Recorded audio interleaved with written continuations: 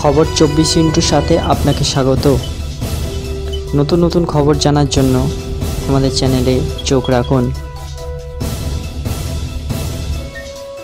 আরজিকর মামলায় ধাক্কা, তিলোত্তমার মা বাবার আর্জি খারিজ করে দিল সুপ্রিম কোর্ট। আরজিকর কাণ্ডে দ্রুত শুনানির জন্য পূর্ণ তদন্তের দাবি জানিয়েছিলেন, তা খারিজ করে দেয় শীর্ষ আদালত।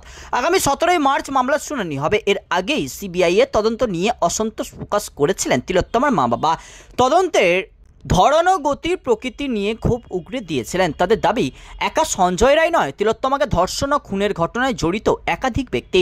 পুনরায় তদন্তের জন্য দ্রুত শুনানির আর্জি জানিয়েছিলেন তারা। তিলোত্তমার পরিবারের হয়ে আইনজীবী করুণা নন্দীর শীর্ষ আদালতে প্রধান বিচারপতি সঞ্জীব খান্নার বেঞ্চে আর্জি দাখিল করেছিলেন।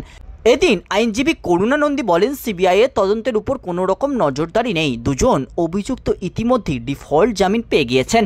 হয় সুপ্রিম কোর্ট জরুরি শুনানি করুক অথবা হাইকোর্টকে শুনানির নির্দেশ দিক, কিন্তু এখনও জরুরি শুনানির প্রয়োজন নেই বলেই জানিয়ে দেন প্রধান বিচারপতি। খারিজ করে দেওয়া হয় আবেদন। প্রসঙ্গত, এর আগেও গত 29 জানুয়ারি তিলোত্তমার পরিবারের আবেদন প্রত্যাহারের নির্দেশ দিয়েছিলেন সুপ্রিম কোর্টের প্রধান বিচারপতি সঞ্জীব খান্না।